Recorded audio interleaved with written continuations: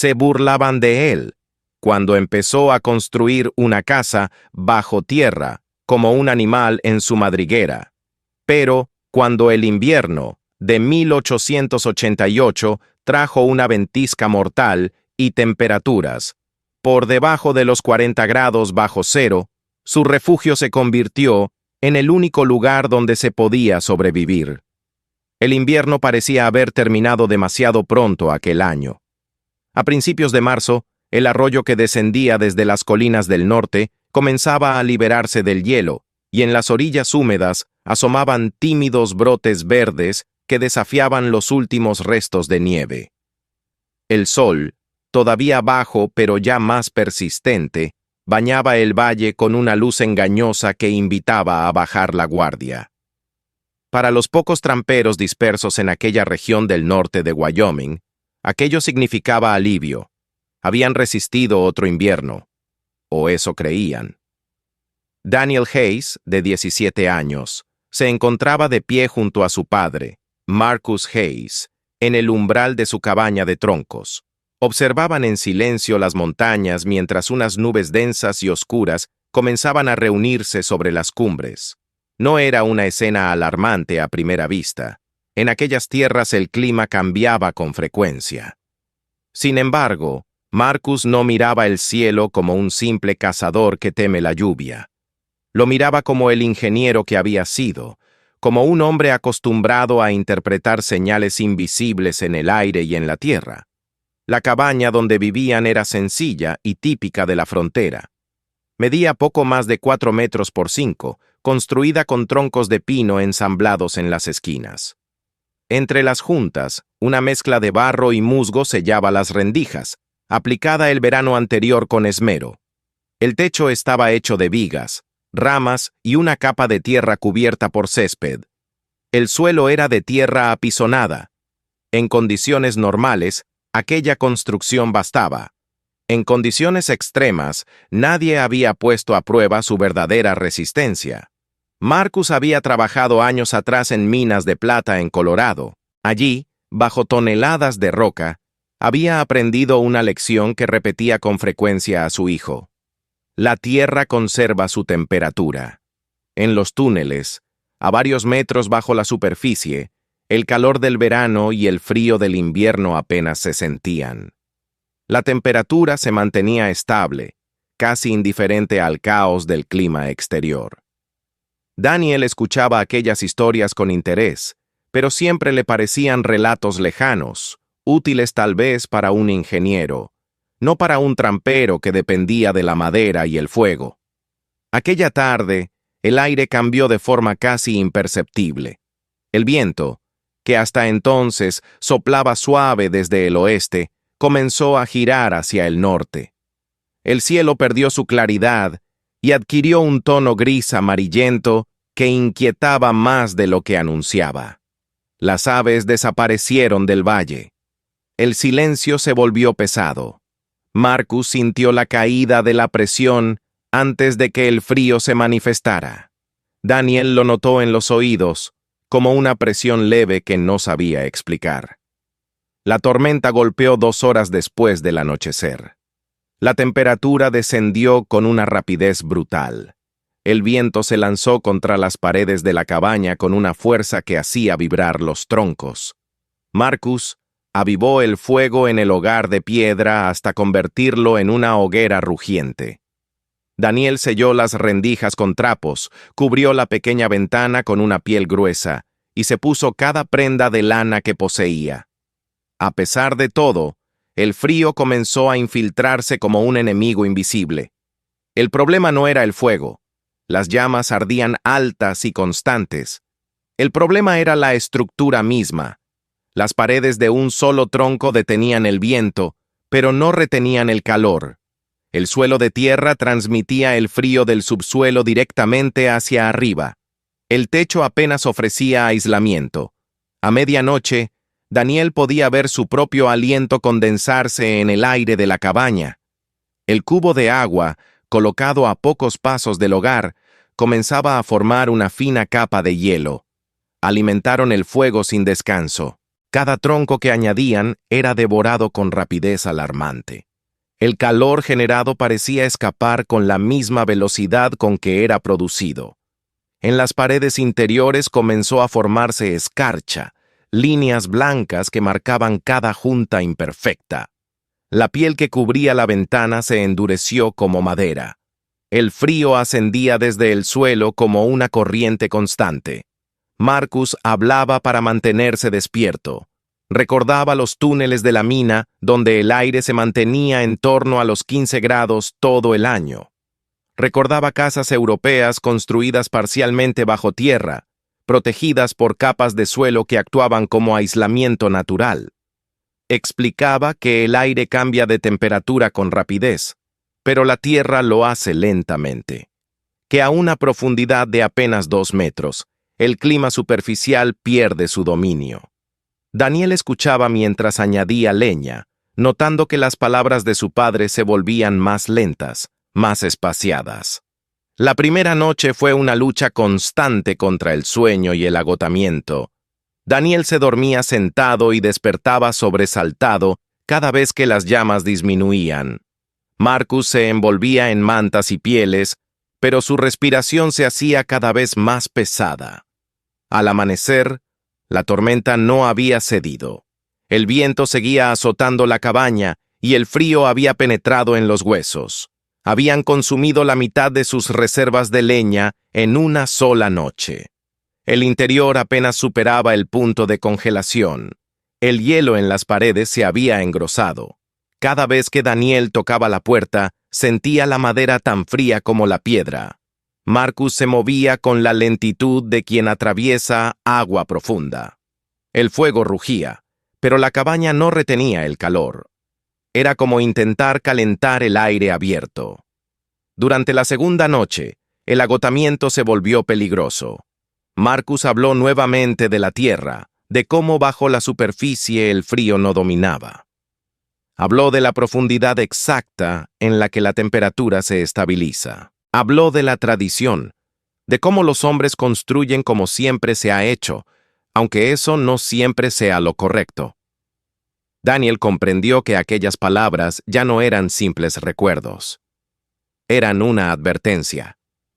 Al amanecer, la tormenta comenzaba a disminuir. El viento bajó ligeramente, pero el frío persistía. Daniel se levantó con el cuerpo rígido y se acercó a su padre para despertarlo. Marcus estaba inmóvil, envuelto en mantas junto al fuego que había ardido toda la noche. Su rostro estaba sereno.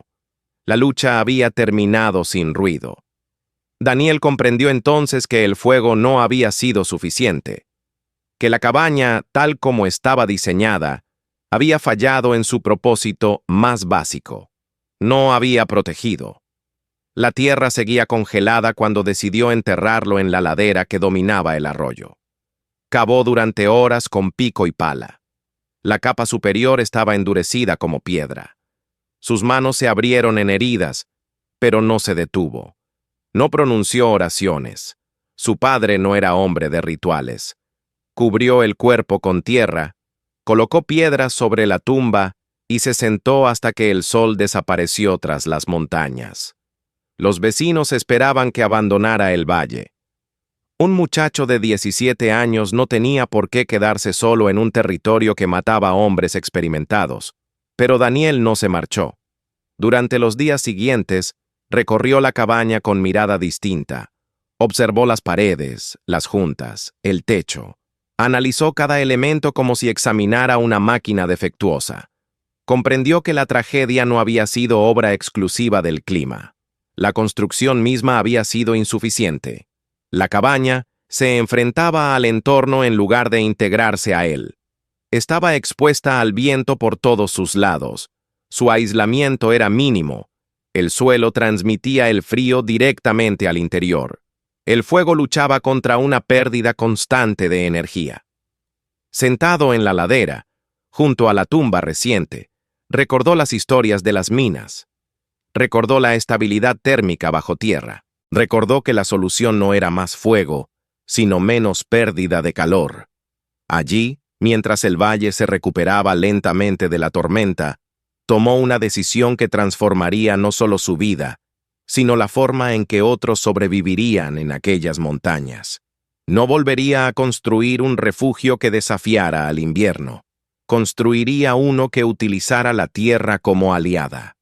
La decisión que Daniel tomó junto a la tumba de su padre no fue un impulso nacido únicamente del dolor, sino el inicio de un razonamiento metódico que se fue afirmando con cada día que pasaba. Cuando regresó a la vieja cabaña, no la miró como el hogar donde había crecido, sino como una estructura fallida. Observó las paredes de troncos, palpó las juntas endurecidas por el hielo, examinó el suelo aún frío pese a la leve mejora del clima. Comprendió que el fuego había hecho todo lo posible, pero el calor había escapado sin resistencia hacia el aire helado. La cabaña no estaba diseñada para conservar energía, sino para resistir viento, y eso no bastaba. Durante días, recorrió el interior como si inspeccionara una obra mal calculada. Recordó las palabras de Marcus sobre la diferencia entre la temperatura del aire y la de la tierra. Recordó que el frío no penetraba profundamente en el subsuelo con la misma rapidez que lo hacía en el aire. Entendió que el problema no era la intensidad del fuego, sino la velocidad con la que el calor abandonaba el espacio habitable. Mientras el aire exterior descendía bruscamente por debajo de cero, la tierra a cierta profundidad mantenía una estabilidad constante. Esa era la clave que su padre le había dejado. Los vecinos comenzaron a visitarlo con discreta insistencia. Algunos le ofrecieron trabajo en el pueblo más cercano. Otros le aconsejaron que vendiera las trampas y abandonara el valle antes del próximo invierno. Un hombre joven solo no podía sostener una línea de trampas ni sobrevivir en aquellas montañas, decían. Daniel escuchaba sin discutir, pero en su interior se consolidaba una convicción diferente. Si la muerte de Marcus había demostrado algo, era que la tradición no garantizaba supervivencia. No bastaba con repetir lo que siempre se había hecho. Comenzó a observar la naturaleza con un interés distinto. Notó que los animales que sobrevivían a los inviernos más duros no levantaban estructuras expuestas, sino que excavaban. Los tejones construían madrigueras profundas donde la nieve no penetraba. Los osos desaparecían en cuevas que mantenían una temperatura más moderada que la superficie. Incluso las pequeñas ardillas se refugiaban bajo tierra durante las tormentas más intensas. La tierra no solo sostenía, protegía. Impulsado por esa idea, visitó una vieja mina abandonada a varios kilómetros al este.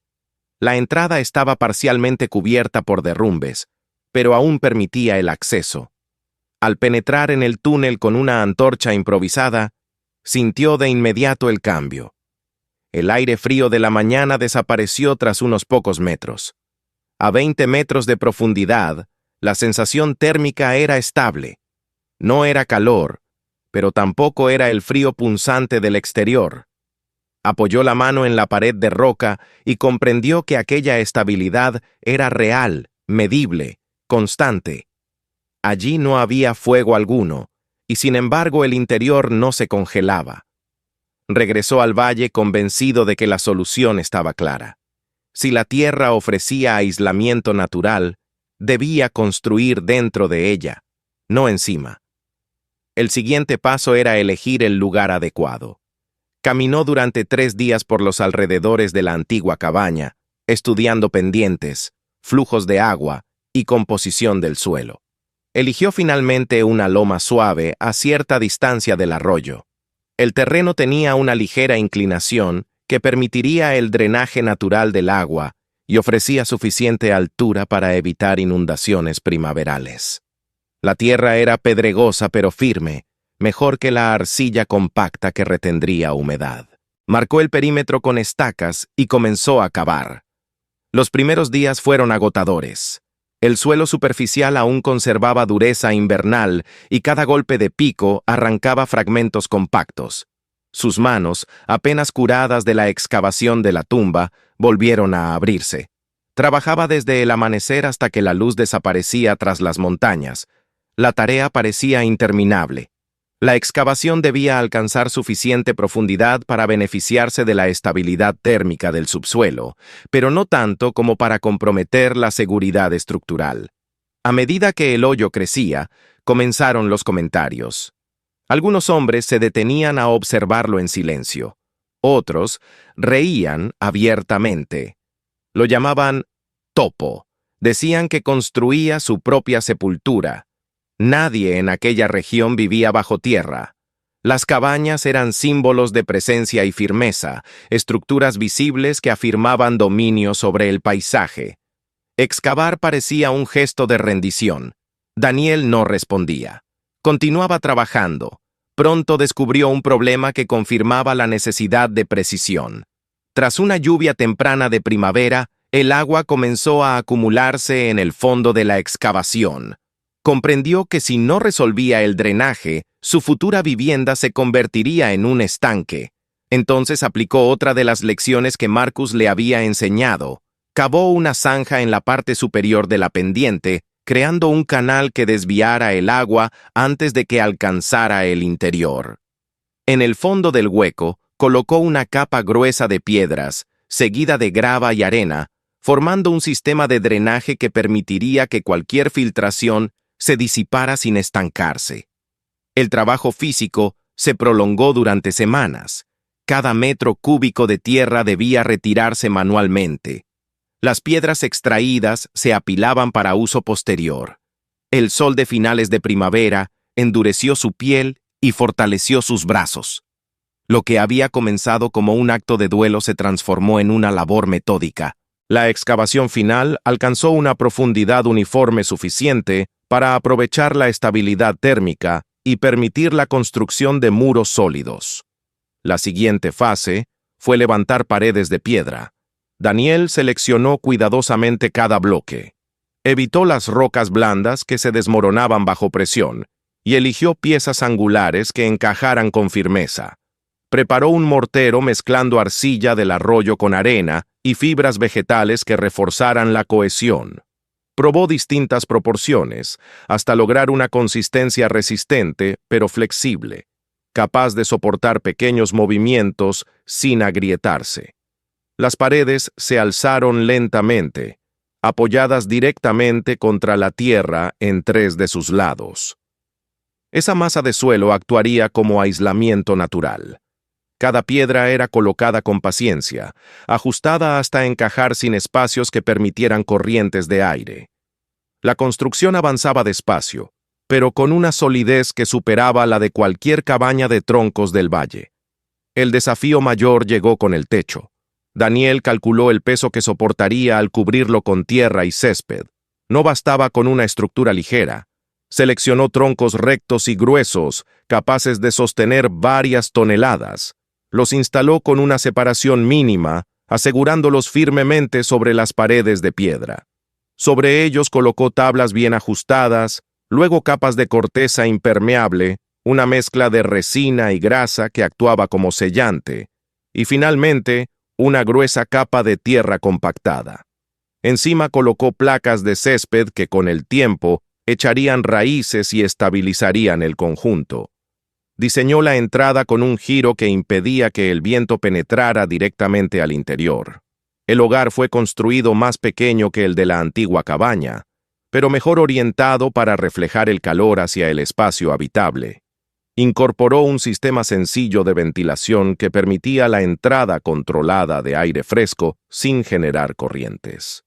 Cuando el verano se dio paso al otoño, la estructura estaba terminada. Desde lejos apenas se distinguía del terreno natural. Solo la puerta de piedra y la chimenea delataban la presencia humana. Algunos vecinos seguían convencidos de que la construcción colapsaría bajo el peso de la nieve invernal. Otros observaban con curiosidad creciente. Daniel almacenó una cantidad moderada de leña, muy inferior a la que habría necesitado una cabaña convencional. Sabía que la verdadera prueba llegaría con el frío extremo. Mientras las hojas caían y el aire volvía a endurecerse, se instaló en su nueva vivienda y aguardó el invierno con una mezcla de calma y expectativa. La decisión tomada junto a la tumba de su padre estaba a punto de enfrentarse al juicio definitivo de la montaña. El otoño se extinguió sin sobresaltos, como si la montaña quisiera concederle a Daniel una tregua antes del juicio final. Las primeras nevadas cubrieron suavemente la ladera donde su casa, casi invisible bajo el césped arraigado, parecía formar parte natural del terreno. Desde la distancia, ningún viajero habría sospechado que bajo aquella capa verde y luego blanca existía un espacio habitable, construido no para desafiar al invierno, sino para convivir con él. Daniel observaba los cambios con una atención meticulosa, registrando cada descenso de temperatura y cada variación del viento. Sabía que la verdadera prueba no sería una noche fría, sino una tormenta como la que había arrebatado la vida de su padre. El invierno comenzó de manera engañosa. Noviembre trajo heladas nocturnas, pero los días aún permitían caminar sin el peso constante del miedo. Dentro del refugio, la temperatura se mantenía estable, muy por encima del punto de congelación, incluso sin encender el fuego. Daniel comprobaba su sencillo termómetro casero, calibrado con paciencia. Las cifras confirmaban lo que había intuido en la mina abandonada. La tierra ofrecía constancia. Encendía el fuego solo para cocinar y aún así, el interior se templaba con rapidez. La sensación de seguridad no era euforia, sino una calma racional. Diciembre avanzó con mayor severidad. Las noches descendieron a temperaturas de 2 cifras bajo cero. En las cabañas tradicionales, el humo se elevaba constante y denso, señal de consumo incesante de leña. Daniel, en cambio, mantenía llamas pequeñas y controladas. El calor no escapaba hacia un vacío helado, sino que se equilibraba con la masa térmica que lo rodeaba. La diferencia no era evidente desde fuera, pero sí en el interior de cada vivienda del valle. Fue a mediados de enero cuando el aire cambió de manera inquietante. La presión descendió bruscamente, y el cielo adquirió un tono amarillo grisáceo que presagiaba violencia. El bosque quedó en silencio, como si cada criatura se hubiera refugiado antes de lo inevitable. Daniel sintió la advertencia en sus oídos y en la quietud que precede a la devastación. Aseguró la puerta, verificó las reservas de agua y acomodó la leña en el pequeño vestíbulo de entrada. Su preparación no era producto del miedo, sino del aprendizaje. El descenso térmico fue brutal. En cuestión de horas, el termómetro exterior cayó a 20 bajo cero y continuó bajando. Con la llegada de la noche, el viento irrumpió desde el norte con una fuerza que hacía vibrar incluso los árboles más robustos. La nieve no caía, era arrastrada horizontalmente, formando cortinas blancas que anulaban toda visibilidad. En las cabañas expuestas, las llamas crecían descontroladas en un intento desesperado por compensar la pérdida constante de calor. Dentro del refugio, Daniel encendió un fuego moderado. La temperatura interior, que había descendido ligeramente, comenzó a elevarse con suavidad hasta alcanzar un nivel confortable. Se quitó el abrigo grueso y permaneció con una sola capa de lana. El sonido del viento llegaba amortiguado por toneladas de tierra. No había corrientes de aire que atravesaran el espacio, ni crujidos de troncos tensados por el frío. La estructura permanecía firme, contenida por la propia montaña. La tormenta no cesó durante el primer día ni el segundo. El termómetro exterior marcó cifras que superaban los 40 grados bajo cero. En las viviendas tradicionales, el calor generado por grandes hogueras escapaba a través de paredes delgadas y techos insuficientes. El hielo se formaba en el interior, las reservas de leña disminuían con rapidez alarmante y la desesperación comenzaba a infiltrarse como el propio frío. Daniel imaginaba aquella escena no con indiferencia, sino con la certeza amarga de haberla vivido antes. En la tercera jornada de la tormenta, cuando el viento parecía decidido a borrar cualquier rastro de humanidad en el valle, escuchó un golpe sordo en la puerta. No era el sonido del viento, sino algo más irregular, más humano. Destrabó la barra de madera con precaución y abrió apenas lo suficiente para permitir la entrada de un hombre casi inconsciente. Era un vecino cuya cabaña no había resistido la pérdida de combustible. Su rostro estaba blanquecino por el principio de congelación y sus manos rígidas apenas respondían. Daniel lo llevó hacia el interior, cerró la puerta y comenzó el proceso paciente de recuperación. No acercó al hombre directamente al fuego.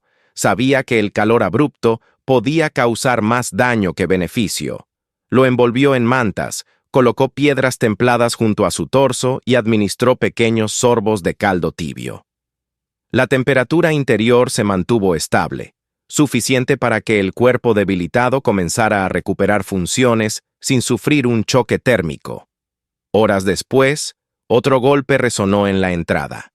2 hombres más, agotados y cubiertos de escarcha, lograron llegar guiados por el humo que emergía de la chimenea. El refugio diseñado para 1 acogió a 4. A pesar de la proximidad y del espacio reducido, el ambiente no se volvió sofocante ni frío. El fuego pequeño bastaba. La tierra hacía el resto. Durante los días siguientes, mientras la tormenta continuaba azotando el exterior, los hombres sobrevivieron en aquella cavidad protegida. El contraste era absoluto. Afuera, el viento arrastraba nieve y congelaba estructuras. Dentro, la estabilidad dominaba. Daniel mantenía su rutina con disciplina. Avivar el fuego con pequeñas astillas, revisar la ventilación, vigilar la temperatura. No era heroísmo, sino aplicación exacta de principios físicos. Cuando la tormenta finalmente cedió al 6º día, la luz regresó con una claridad casi dolorosa. El valle estaba cubierto por un manto espeso de nieve y silencio. Los hombres salieron uno a uno para evaluar daños. Las cabañas tradicionales permanecían en pie, pero devastadas en su interior. Muebles convertidos en ceniza, paredes cubiertas de hielo, alimentos congelados y herramientas inutilizables. No todas habían resistido. Algunos vecinos no habían logrado sobrevivir al agotamiento de sus reservas. La noticia se extendió rápidamente. El refugio excavado en la ladera no solo había protegido a su constructor, sino que había salvado vidas. Los mismos que habían dudado comenzaron a observar con respeto. Se reunieron en el interior para examinar las paredes de piedra, el techo cubierto de tierra, el sistema de drenaje y la entrada en ángulo.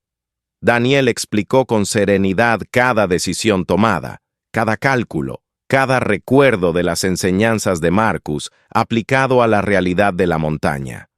Con la llegada de la primavera, la actividad cambió de naturaleza. Donde antes había escepticismo, ahora había interés. Varios hombres comenzaron a cavar en sus propios terrenos, replicando y adaptando el diseño. Daniel ofreció ayuda sin reclamar mérito. Afirmaba que no había inventado nada, que solo había escuchado con atención lo que la tierra siempre había enseñado. Aquel verano, el valle se transformó. Las nuevas construcciones surgían integradas en las laderas, más discretas y sólidas que las viejas cabañas. La memoria de los que no sobrevivieron permanecía como advertencia silenciosa. Daniel cumplió 18 años, con una madurez que no provenía de la edad, sino de la experiencia. El refugio original continuó allí, cubierto de césped, fundido con la colina. Cada invierno posterior demostró nuevamente su eficacia, incluso en temporadas más benignas. La comunidad adoptó el método no por admiración romántica, sino por necesidad demostrada. Años después, cuando Daniel abandonó el valle para trabajar en proyectos de construcción en lugares más poblados, no dejó atrás su legado.